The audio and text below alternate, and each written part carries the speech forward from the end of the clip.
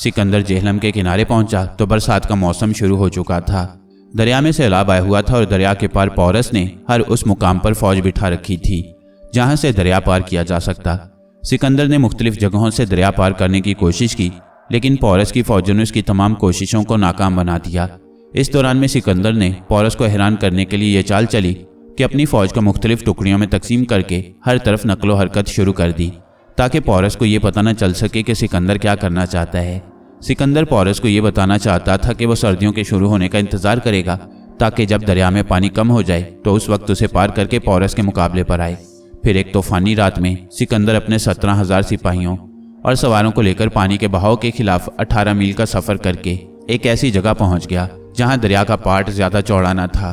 उस जगह खुश्की का एक हिस्सा पानी के अंदर की तरफ बढ़ा हुआ था और दरिया ने खम खाया हुआ था। इसके अलावा दरिया के दरमियान में एक जजीरा बना हुआ था, जिससे दरिया का पार्ट 2 हिस्सों में तकसीम हो गया था। सिकंदर की फौज अभी इस जगह से दरिया पार कर ही रही थी कि पोरस को इसकी खबर हो गई। उसने अपने बड़े बेटे को 2000 सिपाहियों का एक दस्ता देकर भेजा ताकि सिकंदर की फौज को दरिया पार न करने दे। उन सिपाहियों की कोशिशों के बावजूद सिकंदर ने दरिया पार कर लिया और पोरस के 2000 सिपाही लड़ते हुए काम आए। सिकंदर दरिया पार करके पोरस की फौज के पीछे जा पहुंचा। इस असना में उसकी बाकी फौज भी दरिया पार करके मुकाबले पर आ गई। पोरस की फौज के आगे हाथी थे। उन हाथियों को एक खास फासले पर खड़ा किया गया था। उनके दरमियान तीरंदाज अपनी भारी कमानें लिए तैयार खड़े थे। उनकी इमदाद के लिए नेज़ों और तलवारों से मुसल्लह सिपाही मौजूद थे। जब दोनों फौजों का सामना हुआ तो सिकंदर ने एक चाल चली। वो अपने खास रिसाले के साथ पीछे हटा। पोरस के रिसाले ने उसका ताक़ुब किया। सिकंदर की फौज के दूसरे दस्ते एक लंबा चक्कर काटकर पोरस के घुड़सवारों के पीछे जा पहुंचे। अब सिकंदर का रिसाला भी पलटकर मुकाबले पर आ गया और इस तरह सिकंदर के घुड़सवारों ने पोरस के रिसाले को दोनों तरफ से घेरे में ले लिया। पोरस के घुड़सवार बेबस होकर रह गए, लेकिन इसके बावजूद बड़ी मर्दानगी और दिलेरी से लड़ते रहे। सिकंदर की प्यादा फौज पोरस के हाथियों और तीरंदाजों के मुकाबले पर थी। जब हाथियों ने आगे बढ़ना शुरू किया तो सिकंदर के बहुत से सिपाही उनके पैरों तले कुचले गए, लेकिन इसके बावजूद उन्होंने जमकर मुकाबला किया और हाथियों को रोके रखा। फिर यूनानी सिपाहियों ने हाथियों के महावतों को मार डाला और तलवारों और नेज़ों से हाथियों को जख्मी कर डाला। जख्मों से बिलबिलाते हुए हाथी पलट पड़े और उन्होंने अपने ही आदमियों को रौंदना शुरू कर दिया। सिकंदर अपने नामवर घोड़े ब्यूसुफ आलस पर सवार था और दिल ही दिल में पोरस की बहादुरी की तारीफ कर रहा था। एक बार वो खुद उसके नेज़े की जद में आ गया। पोरस अपना नेज़ा तान कर सिकंदर की तरफ फेंकने ही वाला था कि सिकंदर का घोड़ा ठोकर खाकर गिरा और गिरते ही मर गया। इसके साथ ही सिकंदर भी जमीन पर गिर पड़ा। पोरस ने वहीं अपना हाथ रोक लिया। जिसने अपनी तलवार फेंक दी हो, जो गिर पड़ा हो, जो भाग रहा हो, जो हार मान चुका हो, जो बच्चा हो, जो बूढ़ा हो, जो औरत हो, तू उस पर वार नहीं करेगा। कई हजार साल पहले राजा शांतनु के बेटे बशीम ने यह बात कही थी और यह बात हर राजा, हर सूरमा के लिए कसम का दर्जा रखती थी। सिकंदर गिर पड़ा था और गिरे हुए दुश्मन पर वार पोरस की शान के खिलाफ था। पोरस का ख्याल था कि सिकंदर नए घोड़े पर सवार होकर फिर उसके मुकाबले पर आएगा, लेकिन सिकंदर की रवायात पोरस की रवायात से मुख्तलिफ थीं। वो नए घोड़े पर सवार होकर पोरस के सामने आने की बजाय अपनी प्यादा फौज के पास पहुंच गया और उसकी नए सिरे से सफ बंदी की। राजा पोरस के हाथी जख्मी होकर खुद उसकी फौज में तबाही और अफरा तफरी फैला रहे थे। फिर सिकंदर का घुड़सवार दस्ता पोरस के रिसाले के मुकाबले में कहीं ज्यादा तेज था। सिकंदर के सवारों के घोड़े पोरस के रिसाले के घोड़ों के मुकाबले में हर लिहाज से बेहतर थे और उन्होंने पोरस के रिसाले को शुरू ही में अपने घेरे में लेकर उसे बेबस कर दिया था। फिर पोरस के तीर अंदाजों की कमानें बहुत भारी थीं और उन्हें तीर चलाने के लिए अपनी कमानों के निचले सिरे जमीन पर टिकाने पड़ते थे। बारिश की वजह से जमीन गीली होकर दलदल बन गई थी, इसलिए तीरंदाजों की सारी महारत बेकार होकर रह गई थी। पोरस के जंगी रिथी ऐसी चीज थे जो जंग का पांसा पलट सकते थे, लेकिन जमीन के दलदल बन जाने के बायस पोरस के 200 जंगी रिथ कीचड़ में फंस गए। उसके मुकाबले में सिकंदर के घुड़सवार और सिपाही बड़ी आसानी से और तेजी से नकलो हरकत कर सकते थे। ये एक ऐसी लड़ाई थी जिसमें कुदरत सिकंदर का साथ दे रही थी। दोनों फौजों में कोई 3 पहर तक घुमसान की जंग होती रही। पोरस की फौज के 15,000 सिपाही मारे गए और 9,000 कैदी बना लिए गए। उसके मुकाबले में सिकंदर की फौज के सिर्फ 1,000 सिपाही हलाक हुए थे। मरने वालों में पोरस के 2 बेटे भी शामिल थे। कुदरत ने इस जंग का फैसला सिकंदर के हक में कर दिया, लेकिन पोरस बराबर मैदान जंग में डटा हुआ था और शिकस्त तस्लीम करने के लिए तैयार ना था। वो इज्जत के साथ जीना और इज्जत के साथ ही मरना चाहता था। सिकंदर पोरस को जंग के मैदान में दादे शुजात देते देख चुका था। वो जान गया था कि पोरस अपनी जान हथेली पर रखकर लड़ रहा है। वो उसकी बहादुरी और शुजात का उसी वक्त कायल हो गया था जब उसे भी उसी फालस से गिरते देखकर पोरस ने अपना हाथ रोक लिया था। अब वो दिल से चाहता था कि किसी तरह पोरस की जान बच जाए। जंग के मैदान से हटने वालों में पोरस सबसे आखिरी शख्स था। उसका बायां कंधा जख्मी हो गया था और उसे खून बह रहा था। इसके बावजूद वो लड़ता रहा। उसने वापस होने के लिए अपने हाथी का रुख उस वक्त मोड़ा जब उसे यकीन हो गया कि वो सिकंदर के मुकाबले में जंग हार चुका है। मगर इस हालत में भी पोरस के दबदबे का यह आलम था कि सिकंदर के किसी अफसर या सिपाही को उसके करीब जाने का हौसला न था। वो हार चुका था, लेकिन हारने के बावजूद जिल्लत की मौत मरना नहीं चाहता था। सिकंदर ने राजा पोरस को जाते देखा तो अम्बी को भेजा कि वो पोरस को हथियार डालने पर राजी कर ले। सिकंदर ने इस काम के लिए सबसे ज्यादा गलत आदमी चुना था। अम्बी तो पोरस का जानी दुश्मन था। ये लड़ाई इसी दुश्मनी के बायस हुई थी। इसी के बायस उसके 2 बेटे मारे गए थे। 15,000 सिपाही खेत रहे थे और 9,000 सिपाही सिकंदर की कैद में चले गए थे। अम्बी सिकंदर का हुक्म सुनते ही अपना घोड़ा दौड़ाता पोरस की तरफ गया और उसे आवाज दी, पोरस। अपने पुराने दुश्मन अम्बी की आवाज कान में पड़ते ही राजा पोरस पलटा और उस पर नेजे का वार किया। अगर अम्बी तेजी से अपना घोड़ा एक तरफ ना कर लेता तो पोरस का नेजा उसका काम तमाम कर गया था। इस वाक्य ने सिकंदर के दिल पर और भी असर किया। उसके सामने एक ऐसा दिलेर और गैरतमंद दुश्मन था जो अपनी जिंदगी की आखिरी सांस तक भी शिकस्त कबूल करना नहीं चाहता था। ऐसी बहादुरी, ऐसी गैरत काबिल दाद थी। सिकंदर ने राजा अम्बी के बाद और कई लोगों को पोरस की तरफ भेजा कि उसे इस बात पर आमादा कर लें कि वो अपने आप को सिकंदर के हवाले कर दे। उन लोगों में से कई उसके अफसर और कई ऐसे थे जिन्हें पोरस के दोस्त कहा जा सकता था। लेकिन दिलेर और गैरतमंद पोरस ने साफ इनकार कर दिया। उसे इज्जत की मौत मंजूर थी, जिल्लत की जिंदगी कबूल ना थी। आखिर सिकंदर ने सारंग बाबा को पोरस की तरफ भेजा। वो अकेले और निहत्ते उसके पास गई और उसे आवाज दी, महाराज। सारंग बाबा की आवाज सुनकर राजा पोरस चौंका। उसने हाथी को रोका और पलटकर सारंग बाबा की तरफ रुख करते हुए बोला, ये मैं सारंग महाराज को अपने सामने देख रहा हूँ या मेरी आंखें धोखा खा रही हैं?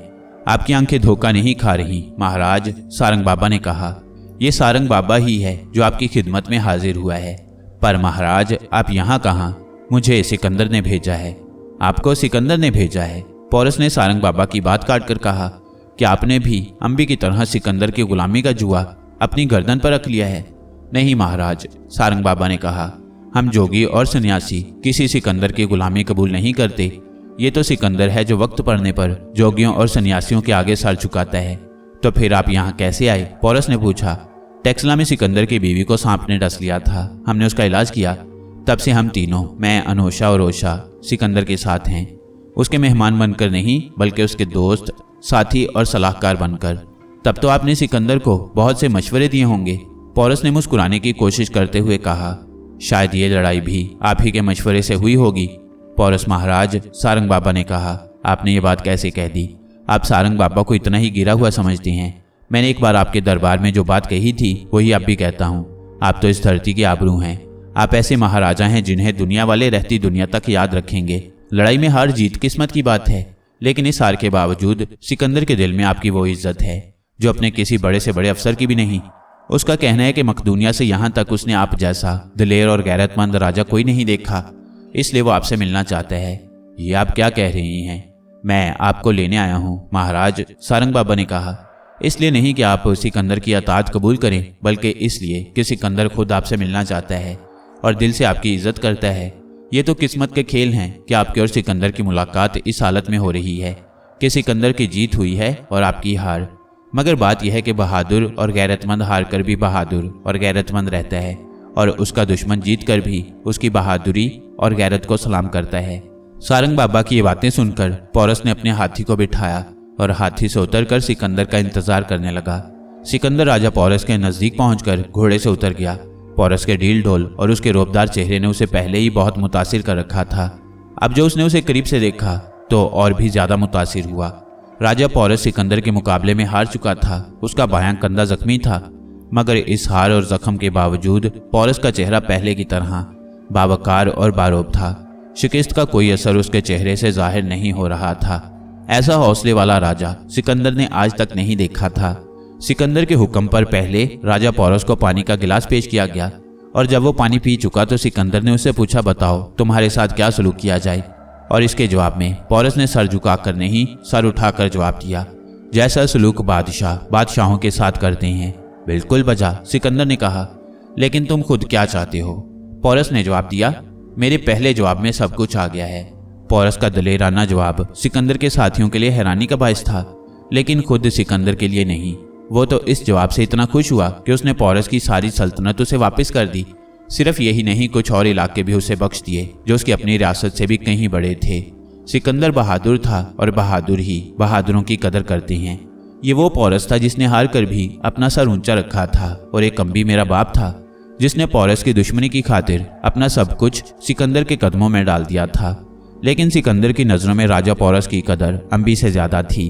राजा पोरस के साथ लड़ाई में सिकंदर के सिर्फ 1000 सिपाही हलाक हुए थे, लेकिन उन 1000 सिपाहियों से ज्यादा उसे अपने घोड़े ब्योसिफालस के मरने का अफसोस था, जो इस लड़ाई में काम आया था। सिकंदर ने कितने ही घोड़ों की सवारी की थी, लेकिन ब्योसिफालस वो घोड़ा था जिसे शायद कुदरत ने खास सिकंदर के लिए बनाया था। जिन दिनों सिकंदर सिर्फ एक लड़का था, उस वक्त थिस्ली का एक सौदागर उस घोड़े को फरोख्त करने के लिए शाह फिलिप के पास लाया था, और सौदागर ने उस घोड़े की बड़ी भारी कीमत लगाई थी। फिलकोस सिकंदर को साथ लेकर यह घोड़ा देखने के लिए मैदान में आया। घोड़ा इस तरह उछल कूद रहा था जैसे बागें छुड़ाकर भाग जाने के लिए बेताब हो। सुबह के सूरज की रोशनी में उसका स्याह रंग चमक रहा था, और उसके माथे पर सफेद रंग की एक रोशन लकीर थी। उसका हाड़ चौड़ा और सर भारी था। शाही साइसों ने उसकी चाल देखना चाही तो वो 2-4 चक्कर लगाकर दौलतियां मारने लगा।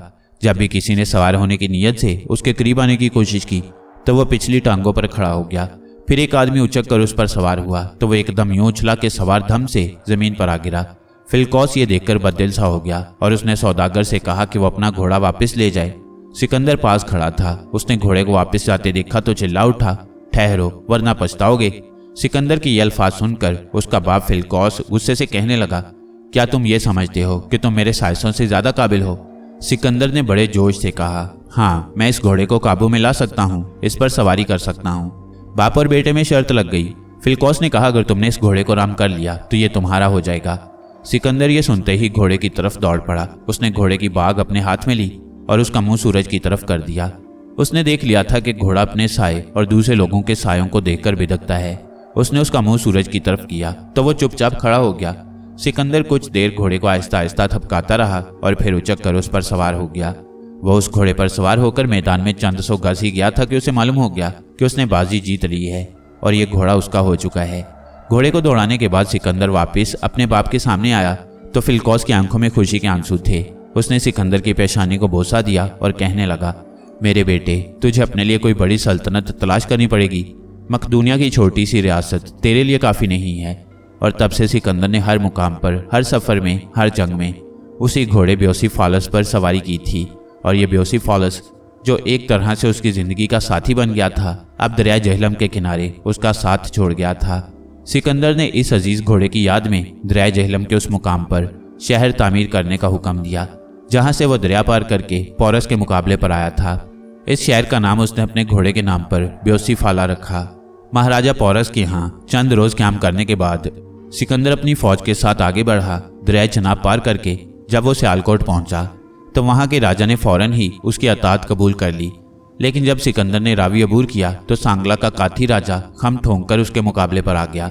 सांगला एक छोटी सी रियासत थी, लेकिन काथियों को अपनी बहादुरी और खूबसूरती पर नाज था, और ये नाज कुछ बेजाना था। यूनान की रियासत स्पार्टा अपने बहादुरों और पहलवानों के लिए मशहूर थी।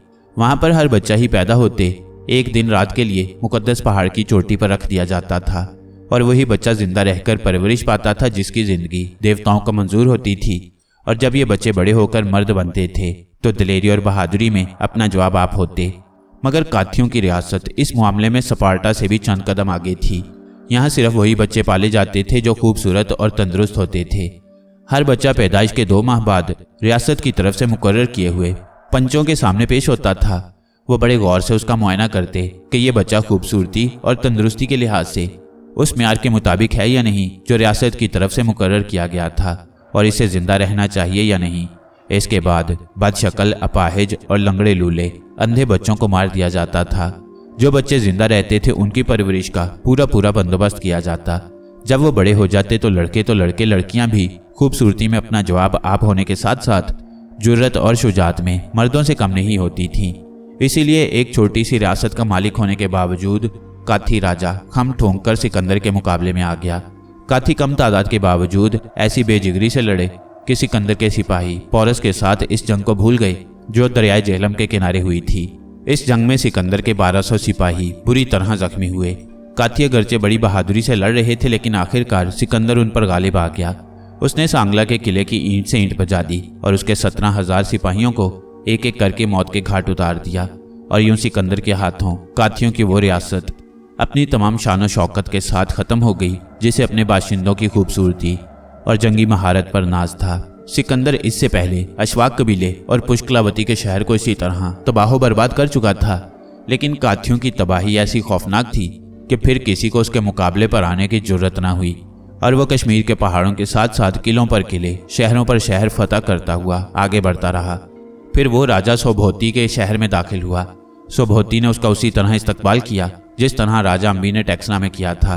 राजा अम्बी ने तो पोरस की दुश्मनी की खातिर सिकंदर का खैर मकदम किया था, लेकिन राजा सौभौती की ऐसी कोई गर्ज ना थी।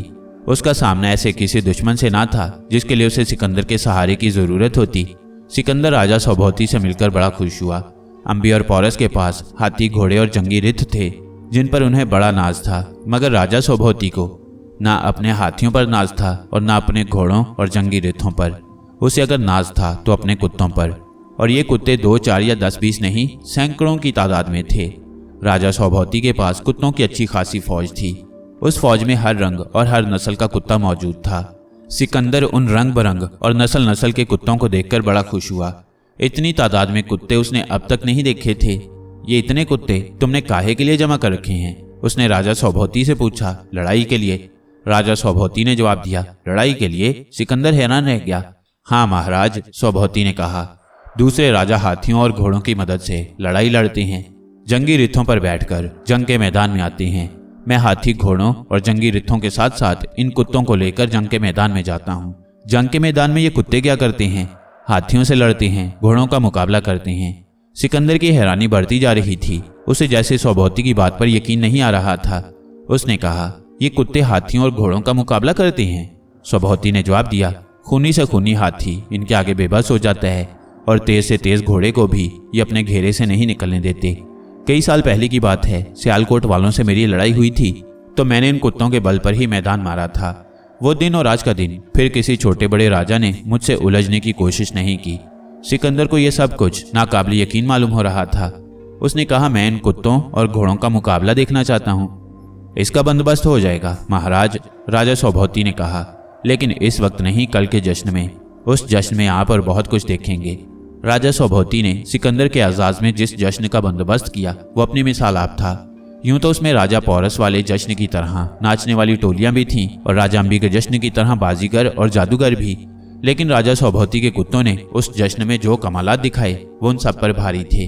पहले तो उन कुत्तों ने बाजीगरों की तरह करतब दिखाए और फिर मैदान में 2 हाथी लाकर चंद कुत्ते उनके मुकाबले में छोड़े गए। कुत्तों ने हाथियों के गिर्द चक्कर काटे और भौंकते हुए यूं उछल उछल कर उन्हें काटा कि हाथी परेशान हो गए और चिंघाड़ते हुए मैदान से भाग निकले।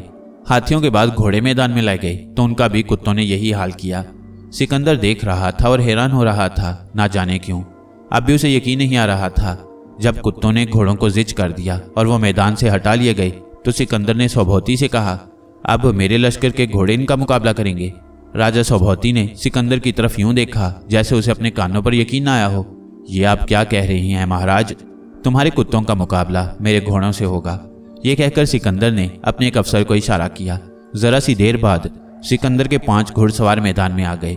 हर सवार अपने बदन पर हथियार सजाए हुए था। सिकंदर ने राजा सौभौती से कहा, अपने कुत्तों को इनके मुकाबले पर लाओ। राजा सौभौती हिचकिचाया तो सिकंदर ने कहा, घबरा क्यों रहे हो? अगर इनमें से कोई मारा भी गया तो उसका खून तुम्हारी गर्दन पर ना होगा। हम यूनान वाले खूनी तमाशों के आदी हैं। सिकंदर के इसरार पर राजा सौभौती ने अपने कुत्ते सिकंदर के सवारों के मुकाबले पर छोड़ दिए और इसके साथ ही जश्न का मैदान जंग बन गया। कुत्तों के भौंकने, घोड़ों के हिनहिनाने और घुड़सवारों के नारों और चीखों ने बड़े बड़े बहादुरों के दिल हिला दिए। घुड़सवार नेज़ों से कुत्तों पर वार करने की कोशिश कर रहे थे। घोड़े कुत्तों पर दौलतियां झाड़ रहे थे और इस हालत में सवारों का अपने आप को संभालना मुश्किल हो रहा था। और कुत्ते थे कि भौंक भौंक कर और उछल उछल कर घोड़ों और घुड़सवारों को काटने की कोशिश कर रहे थे और जब जंग खत्म हुई तो मैदान राजा सौभौती के कुत्तों के हाथ रहा। पांचों घुड़सवार जमीन पर जख्मी हुए पड़े थे और घोड़े अपने सवारों को फेंककर भाग गए थे। राजा सौभौती के कुत्तों ने सिकंदर के घुड़सवारों को जख्मी कर दिया था, उनके घोड़ों को भगा दिया था, लेकिन सिकंदर उसकी तरफ ऐसी नज़रों से देख रहा था जिनमें राजा सौभौती के लिए तारीफ ही तारीफ थी। ये वो राजा था जिसने कुत्तों को एक खौफनाक जंगी हथियार बना दिया था और इसके बावजूद वो पोरस की तरह या काथी राजा की तरह उसके मुकाबले पर नहीं आया था और न ही उसने राजा अम्बी की तरह अपने किसी दुश्मन को नीचा दिखाने की खातिर सिकंदर की तरफ दोस्ती का हाथ बढ़ाया था। जश्न खत्म हो चुका था। राजा सौभौती ने अपने कुत्तों को जंजीरों से बंधवा दिया था और घुड़सवारों के जख्मों की मरहम पट्टी की जा रही थी कि सेलौकस सिकंदर के पास आया और अदाब करके कहने लगा, मैंने आपके हुक्म के मुताबिक चंद जासूसों को सतलुज पार के हालात मालूम करने के लिए भेजा था, वो वापस आ गई हैं। वो क्या कहते हैं? सिकंदर ने बेताबी से पूछा। वो कहते हैं कि दरिया सतलुज के पार नंद खानदान के राजा सुधानंद की हुकूमत है, जो गंगा की वादी से आगे मशरकी समुंदर तक फैली हुई है। उसकी फौज में 6000 हाथी, 8000 जंगी रिथ, 80,000 घुड़सवार और 2 लाख प्यादा सिपाही हैं। ये राजा गंगा के किनारे शहर पाटलिपुत्र में रहता है और उसके खजाने सोने चांदी से लबालब भरे हुए हैं। उसकी सल्तनत मगध के नाम से मशहूर है। सिकंदर ने यह सब कुछ सुनकर कहा, कल हम आगे रवाना होंगे। और अगले ही दिन सिकंदर अपनी फौज के साथ दरिया ब्यास की तरफ रवाना हो गया। सिकंदर जब ब्यास के किनारे पहुंचा तो उसकी फौज का एक एक अफसर, एक एक सिपाही नंद खानदान की उस अजीम सल्तनत के मुतल्लिक जान चुका था जो दरिया सतलुज के किनारे से शुरू होकर मशरिक में समुंदर तक फैली हुई थी। उन सबको ये इल्म हो चुका था कि इस सल्तनत के राजा के पास 6000 हाथी, 8000 जंगी रिथ, 80,000 घुड़सवार और 2 लाख सिपाही हैं।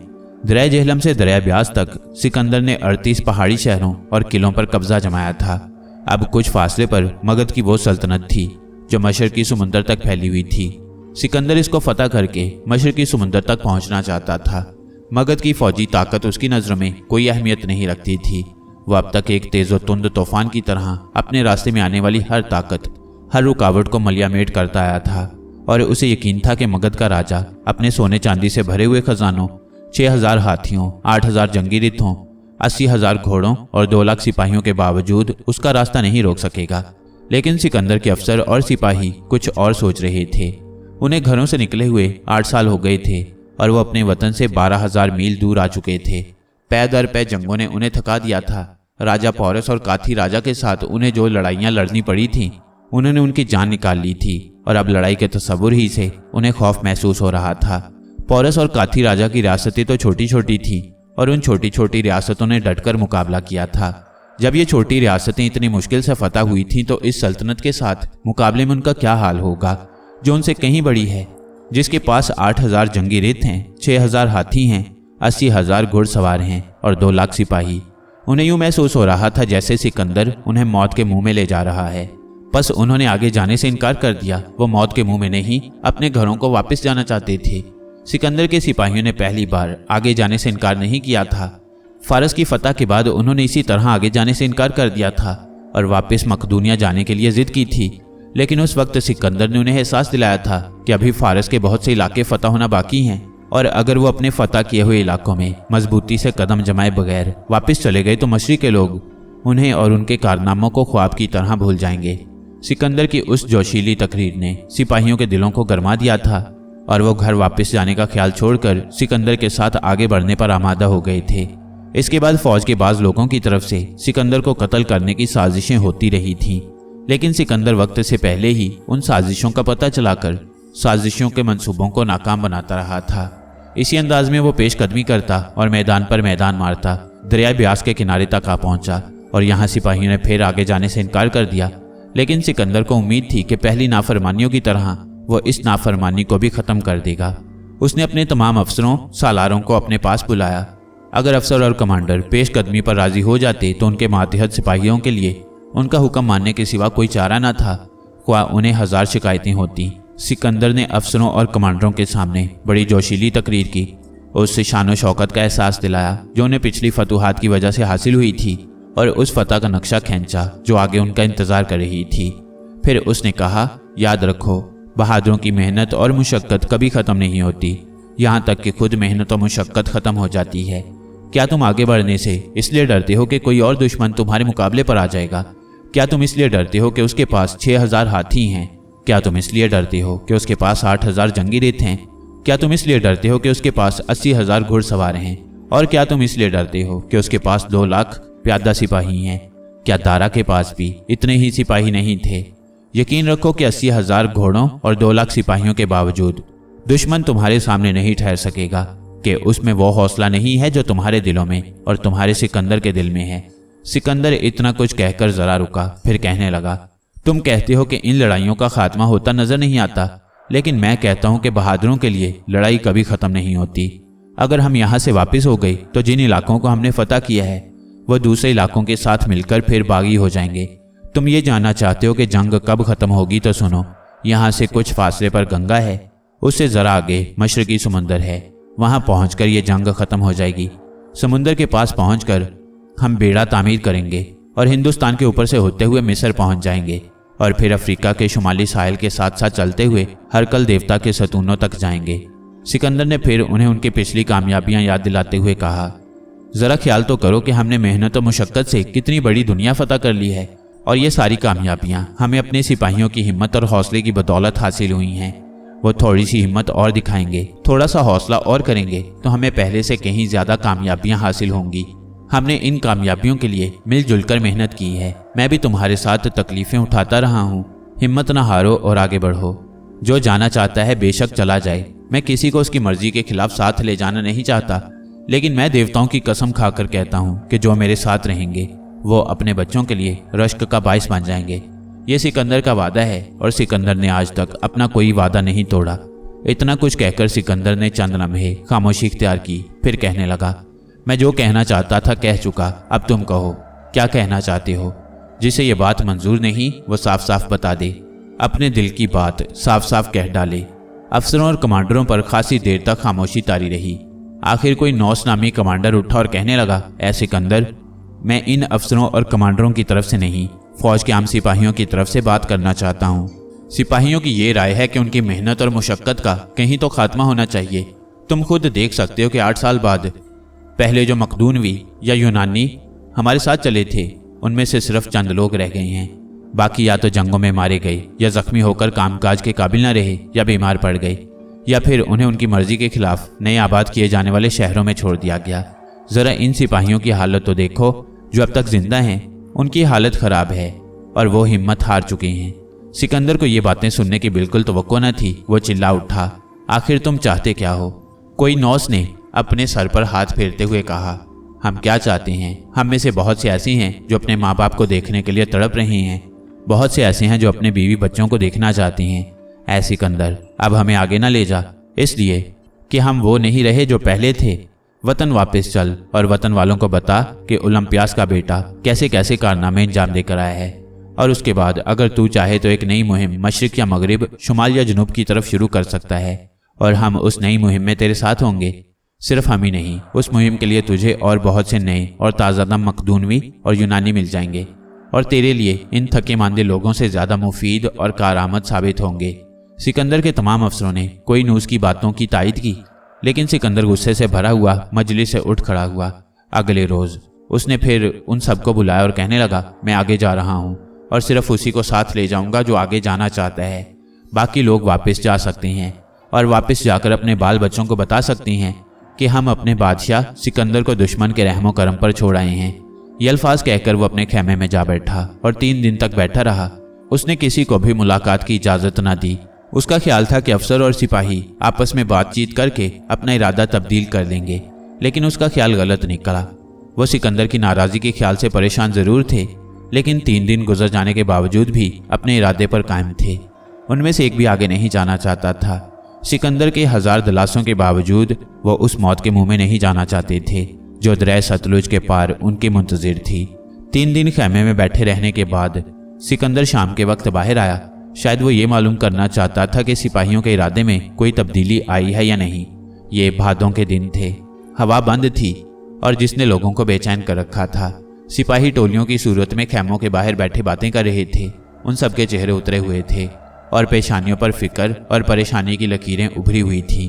सिपाही आपस में बातें कर रहे थे और ये बातें सिकंदर के बारे में थीं। वो इस बात से परेशान थे कि उनकी नाफरमानी के बाइस सिकंदर नाराज हो गया है और गुस्से की हालत में ना जाने क्या कदम उठाए, मगर सिकंदर की नाराजगी के बावजूद उन्हें दरियाए ब्यास के पार जाना किसी कीमत पर भी कबूल ना था। सिपाहियों की हर टोली में यही बातें हो रही थीं, मगर जैसे ही सिकंदर सिपाहियों की किसी टोली के करीब पहुंचता, वो एकदम यूं खामोश हो जाते जैसे सांप सूंघ गया हो। सिकंदर सिपाहियों के खैमों के दरमियान यूं फिरता रहा जैसे वो उनका बादशाह न हो, कोई आवारा और भटकी हुई रूह हो। आधी दुनिया का बादशाह बेचारगी और बेबसी की तस्वीर बना हुआ था। हम तीनों, सारंग बाबा, मैं और ओशा, दूसरे सपेरों और जोगियों की तरह बराबर सिकंदर के साथ थे। पोरस के यहाँ से रवाना होकर हमने सियालकोट के राजा की मेहमान नवाजी का भी लुत्फ उठाया था। सांगला के काथियों की तबाही का दर्दनाक मंजर भी देखा था और राजा सौभौती के कुत्तों का तमाशा भी देखा था। हम अगरचे सिकंदर के दोस्त और साथी की हैसियत से उसकी फौज के साथ सफर कर रहे थे, लेकिन अब तक एक मौका भी ऐसा नहीं आया था जिससे हमें अपनी उस हैसियत का एहसास होता। यूं लगता था जैसे सिकंदर सारंग, अनोशा और ओशा को बिल्कुल भूल चुका है। मगर एक रात सिपाहियों के खैमों के दरमियान एक आवारा और भटकी हुई रूह की तरह फिरते रहने के बाद सिकंदर हमारे खैमे में चला आया। उसके यूं अचानक आ जाने से हम हड़बड़ाकर उठ खड़े हुए और जल्दी से उसे सलाम किया। सारंग बाबा ने कहा, महाराज, हमें बुलवा लिया होता। इस वक्त महाराज मैं नहीं, तुम हो सारंग बाबा, बताओ मैं क्या करूं। सिपाहियों ने आगे बढ़ने से इनकार कर दिया है। सारंग बाबा ने जरा देर खामोशी इख्तियार की, फिर कहने लगे, ऐ सिकंदर, तुझे ओलंपियास ने सिर्फ जन्म दिया है। तुझे आधी दुनिया का बादशाह बनाने वाले ये सिपाही हैं जो अब तक तेरे के इशारे पर अपनी जान देने को तैयार रहे हैं। तुझ पर इनका बहुत बड़ा हक है। सारंग बाबा, मैंने इन्हें वो हक दिया है जो कभी किसी ने नहीं दिया। मैंने इन्हें अपनी दौलत में भी शरीक किया है और अपने कारनामों में भी। मैं आगे जाना चाहता हूं तो सिर्फ अपने लिए नहीं, इनके लिए भी। इन्हें मैं इससे भी बड़े बड़े कारनामों में हिस्सेदार बनाना चाहता हूं। सारंग बाबा ने कहा, ऐ सिकंदर, हर इंसान को दुनिया में वही कुछ मिलता है जो उसके नसीब में होता है। तू आधी दुनिया को फतह कर चुका है, लेकिन जरा देख तो सही कि तूने बहुत कुछ हासिल किया है और बहुत कुछ तबाह किया। तूने शहरों के शहर और आबादियों की आबादियां वीरान की हैं। तू लाशों के ढेरों पर से गुजरा है और इंसानी खून के समुद्र में से तैर कर यहाँ आया है। क्या तू इसीलिए अपने वतन से निकला था? मैं आपकी बात नहीं समझा सारंग बाबा। ऐ सिकंदर, मैंने ये कहा था कि हर आदमी को उतना ही मिलता है जो उसके नसीब में होता है। वो 1000 कोशिश करे तो उससे ज्यादा कुछ हासिल नहीं कर सकता। तेरी फौज ने अगर तेरा साथ देने से इनकार कर दिया है तो ऐसा मालूम होता है कि तेरा नसीब यही कुछ है। इसलिए कि बादशाह फौज के साथ ही बादशाह होता है, फौज के बगैर वो कुछ नहीं रहता। सिकंदर ने कहा, सारंग बाबा, मैं जो कुछ करना चाहता हूँ उसमें मुझसे ज्यादा मेरी फौज का भला है। फौज मेरा साथ दे तो हम देखते ही देखते गंगा की वादी से होते हुए मशरकी समुद्र तक पहुंच सकते हैं। दुनिया की कोई ताकत सिकंदर की फौज का रास्ता नहीं रोक सकती। ऐ सिकंदर, ये तेरी बहुत बड़ी भूल है। क्या तूने राजा सौभौती के कुत्तों को नहीं देखा था कि उन्होंने खेल ही खेल में तेरे घुड़सवारों का क्या हाल किया था? देखा था और बड़े गौर से देखा था, सिकंदर ने कहा, और मैं उनकी महारत पर अब तक हैरान हूँ। क्या तुझे पोरस के साथ लड़ाई याद नहीं? सारंग बाबा बोले। क्या तू सांगला के काथियों को भूल गया है? मुझे सब कुछ याद है, सिकंदर ने कहा, और तेरे सिपाहियों को भी याद है, सारंग बाबा बोले। उन्हें दारा के साथ लड़ाइयों में भी इतना परेशान नहीं होना पड़ा जितना वो इन 2 छोटे से राजाओं के साथ लड़ाइयों में परेशान हुए हैं। अगर वो आगे जाने से इनकार कर रहे हैं तो ये कुदरती बात है। ये बात तुझे समझ लेनी चाहिए। मैं जानता हूँ कि मेरे सिपाही लड़ते लड़ते थक गए हैं। उन्हें अपने घरों से निकले 8 साल हो चुके हैं और वो अपने वतन से 12,000 मील दूर आ चुके हैं। लेकिन अगर वो हिम्मत से काम लेकर मेरे साथ आगे बढ़ें तो पहले से कहीं ज्यादा अजीम कामयाबियां उनके कदम चूमेंगी। सारंग बाबा जरा देर खामोश रहे और फिर बोले, ऐ सिकंदर, ये तेरा ख्याल है, लेकिन इस दुनिया पर तेरे ख्याल की नहीं, अनदेखी ताकतों की मर्जी चलती है। हम लाख चाहें, होता वही है जो अनदेखी ताकतें चाहती हैं। क्या तुझे याद नहीं कि तू दरिया सिंध के किनारे 1 ना 2 पूरे 30 दिन पड़ा रहा था और दरिया पार करने से हिचकिचाता रहा जब तक कि तेरे अफसर उस पर कश्तियों का पुल बना भी चुके थे? मुझे याद है सारंग बाबा, सिकंदर ने कहा। मैंने देवताओं के नाम पर कुर्बानियां दी थीं। मुझे उनकी तरफ से नेक शगुन का इंतजार था। नेक शगुन मिलने के बाद ही मैंने दरिया पार करने का हुक्म दिया था, लेकिन अब मुझे इस किस्म के शगुन पर कोई एतकाद नहीं रहा। ऐ सिकंदर, तुझे ना सही, तेरी सिपाहियों को तो है, सारंग बाबा ने कहा।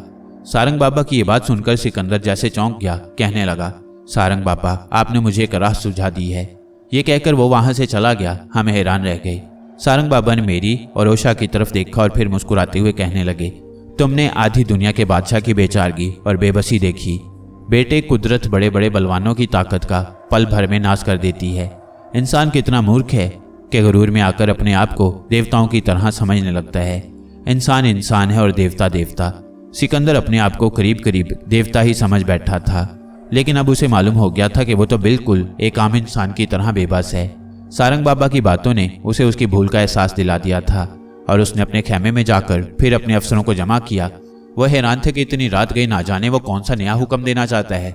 सिकंदर ने उन्हें ज्यादा इंतजार में नहीं रखा। उसने कहा, मैंने आगे बढ़ने और वापसी का फैसला देवताओं की मर्जी पर छोड़ दिया है। कल दरिया पार करने के लिए शगुन निकाले जाएंगे। अगर शगुन अच्छा हुआ तो हम आगे बढ़ेंगे और अगर शगुन गलत निकला तो फौज को वापसी का हुक्म दे दिया जाएगा। अफसर सिकंदर के खेमे से निकले और उन्होंने उसी वक्त सिपाहियों को सिकंदर के फैसले से आगाह कर दिया। अब सारा मामला देवताओं की मर्जी पर था और देवताओं की मर्जी सिकंदर और उसके सिपाहियों के ख्याल में सिर्फ मकदूनिया का वो बूढ़ा काहिन ही मालूम कर सकता था जो फौज के साथ था। देवताओं की मर्जी मालूम करने के लिए जब भी शगुन निकालने की जरूरत पेश आती थी तो वो अपनी खिदमत पेश करता था। एरिस्तांदर यूरोप भर में गैप की बातें बताने वाले काहिन की हैसियत से मशहूर था और उसने अब तक जितनी पेशगोइयां की थीं वो सब की सब दुरुस्त साबित हुई थीं। असोस के मैदान जंग में फारस के बादशाह दारा को शिकस्त देने के बाद जब सिकंदर ने दारा की सल्तनत के साहली शहर सौर और गजा की तरफ पेशकदमी की तो बूढ़ा एरिस्तांदर उसकी फौज के साथ था। शहर सौर साहिल से हटकर एक छोटे से चट्टानी जजीरे पर आबाद था, इसलिए खुश्की की तरफ से कोई फौज उसका मुहासरा नहीं कर सकती थी। सिकंदर से बहुत पहले बाबल के बादशाह बख्त नसर ने खुश्की की तरफ से सौर का मुहासरा किया था, लेकिन 15 साल तक मुहासरा जारी रखने के बावजूद वह सौर को फतह नहीं कर सका था और उसे जूं का तूं छोड़ के वापस चला गया था। लेकिन सिकंदर सिकंदर था, बख्त नसर नहीं था। वो नामुमकिन को मुमकिन बनाना जानता था। साहिल से जजीरे का फासला कोई 900 गज था। साहिल और जजीरे के दरमियानी हिस्से में पानी इतना ज्यादा नहीं था। समुद्र की सतह पथरीली थी और शहर के करीब पहुंचकर पानी की गहराई कोई 6 गज हो जाती थी। सिकंदर ने साहिल से जजीरे तक पत्थरों का रास्ता तैयार कराया और उसके साथ ही जहाज़ों और कश्तियों पर मंजनीकें लगवाकर उनसे भारी भारी पत्थर शहर की फसील पर फेंके और यूं वो सौर जिसे बाबल का बादशाह बख्त नसर 15 साल के मुहासरे के बाद भी फतह न कर सका, उसे सिकंदर ने सिर्फ 7 माह में फतह कर लिया। सौर को फतह करने के बाद सिकंदर गजा की तरफ बढ़ा और उसका मुहासरा कर लिया। ये शहर एक ऊंचे टीले पर आबाद था और ये टीला पिछले 2000 साल के मकानों के मलबे के ढेर से बना था। उस वक्त उस शहर का हाकिम शाह दारा का एक वफादार ख्वाजा सरा बातीस था। उसने शहर के अंदर खुराक और दूसरा सामान्य रसद भारी मिकदार में जमा कर लिया था। उसने शहर की फसील को और मजबूत बना लिया था और उसकी हिफाजत के लिए काफ़ी फौज जमा कर ली थी। सिकंदर ने शहर से बाहर मैदान से फसील के ऊपर के हिस्से तक पत्थरों का एक रास्ता तैयार कराया जो मैदान की सतह से कोई 200 हाथ बुलंद था। इस तरह सिकंदर की फौज गजा की फसील के ऊपर के सिरे तक पहुंच गई, मगर इसके बावजूद गजा वाले बड़े हौसले से मुकाबला करते रहे।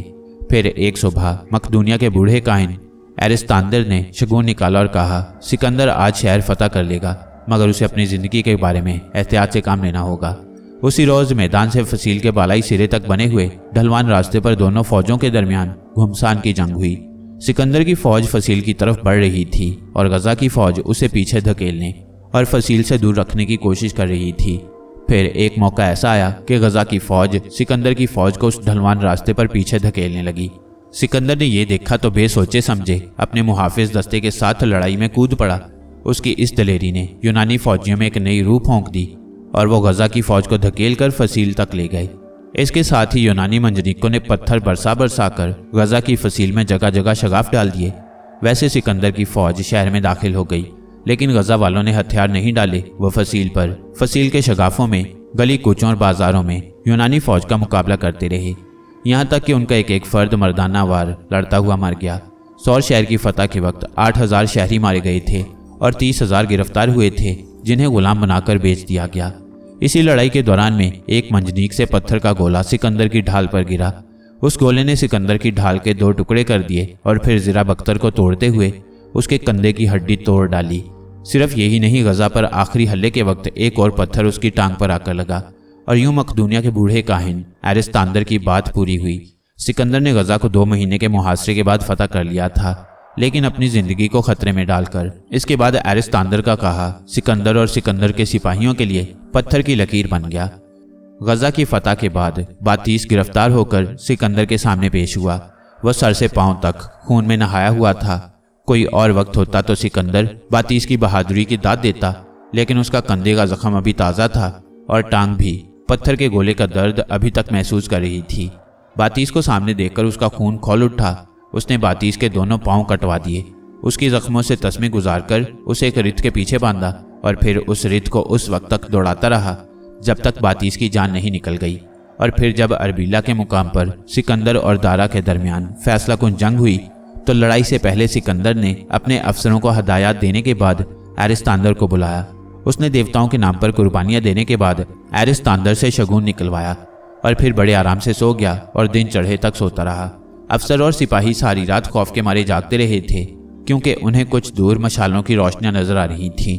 शहंशाह दारा उन मशालों की रोशनी में अपनी फौज का मुआयना कर रहा था और यूनानी सिपाहियों को यह धड़का लगा हुआ था कि कहीं दारा की फौज रात की तारीकी से फायदा उठाते हुए हमला न कर दे। इसी खौफ से उन्होंने सारी रात आंखों में काट दी। जब सूरज की किरणें मशरकी सिमत से पहाड़ों की चोटियों पर नमूदार हुई तो सिकंदर उस वक्त भी सोया हुआ था। उसके एक अफसर पारमीनियो ने उसे जाकर जगाया और उसके यूं बेफिक्र होकर सोने पर हैरानी जाहिर की। सिकंदर ने बड़े इत्मीनान से जवाब दिया, फिक्र का वक्त सिर्फ उस वक्त था जब तक हम अपने दुश्मन को मैदान जंग में नहीं ले आए थे। मैंने फौजों की तरतीब और लड़ाई के बारे में हदायत पहले ही दे दी थी। एरिस्तांदर ने शगुन निकालकर मुझे इत्मीनान दिला दिया था, फिर मैं बेफिक्र होकर क्यों ना सोता। और उसी एरिस्तांदर के इत्मीनान ना दिलाने की बिना पर सिकंदर एक ना दो पूरे 30 दिन दरिया सिंध के किनारे डेरे डाले पड़ा रहा था। हालांकि उसके अफसर दरिया पर कश्तियों का पुल बना चुके थे और मौसम या किसी और तरह की रुकावट भी सामने नहीं थी। उसने 3000 बैल और 10,000 भेड़ें देवताओं के नाम पर कुर्बान की थीं। तब कहीं जाकर एरिस्तांदर ने दरिया पार करने के लिए नेक शगुन निकाला था। सिंध के बाद सिकंदर ने और दरिया भी पार किए थे। वह मूसलाधार बारिश में अपने 17,000 सवारों और सिपाहियों के साथ 18 मील का सफर करने के बाद रातों रात जेहलम के दरिया को अबूर करके पौरस के मुकाबले पर आया था। दरिया जेहलम के बाद उसने दरिया चनाब को पार किया था और चनाब के बाद दरिया रावी को अबूर करके अब ब्यास के किनारों तक आ पहुंचा था। मगर यह दरिया पार करते हुए उसने ना देवताओं के नाम पर कुर्बानियां दी थीं और ना एरिस्तांदर को नेक शगुन निकालने के लिए कहा था, इसलिए कि अब वो खुद अपने आप को देवता समझने लगा था और देवता को मकदूनिया के बूढ़े काहिन के मशवरे या नेक शगुन की ज़रूरत नहीं थी। लेकिन अब सिपाहियों की बगावत ने उसे एहसास दिला दिया था कि वो देवता नहीं, एक आम इंसान है। आधी दुनिया का बादशाह होने के बावजूद वो सिपाहियों के इनकार के सामने बेबस होकर रह गया था और आखिरकार उसने फिर मकदूनिया के बूढ़े काहिन एरिस्तांदर से कहा था कि वो दरिया पार करने के लिए शगुन निकाले। चुनाचे यूनानी रस्म के मुताबिक देवता ज़्यूस के नाम पर एक भेड़ कुर्बान की गई और एरिस्तांदर ने उसका जिगर निकाल कर देखा। कुछ देर तक वह भेड़ के जिगर को गौर से देखता रहा, जैसे उसमें नजर आने वाली गैबी निशानियों का मतलब समझने की कोशिश कर रहा हो। खासी देर के गौर व फिक्र के बाद उसने सर उठाया और सिकंदर से मुखातिब होकर कहा, ऐ सिकंदर, इस दरिया को अबूर किया गया तो बहुत बड़ी आफत नाजिल होगी। सिकंदर के दिल पर जैसे बिजली गिर पड़ी। देवताओं ने उसके खिलाफ फैसला दे दिया था, मगर उसके सिपाही खुश थे। वो छलांगे लगाते और खुशी के नारे लगाते सिकंदर के खैमे के गिर्द जमा हो गए और सिकंदर के लिए खैर और बरकत की दुआएं करने लगे। वो समझ रहे थे कि अब उनके जो भी कदम उठेंगे वो वापस वतन की तरफ उठेंगे। आगे क्या हुआ ये जानिए इस सीरीज की अगली कहानी में, जिसका नाम है अनोशा और चंद्रगुप्त मौर्य।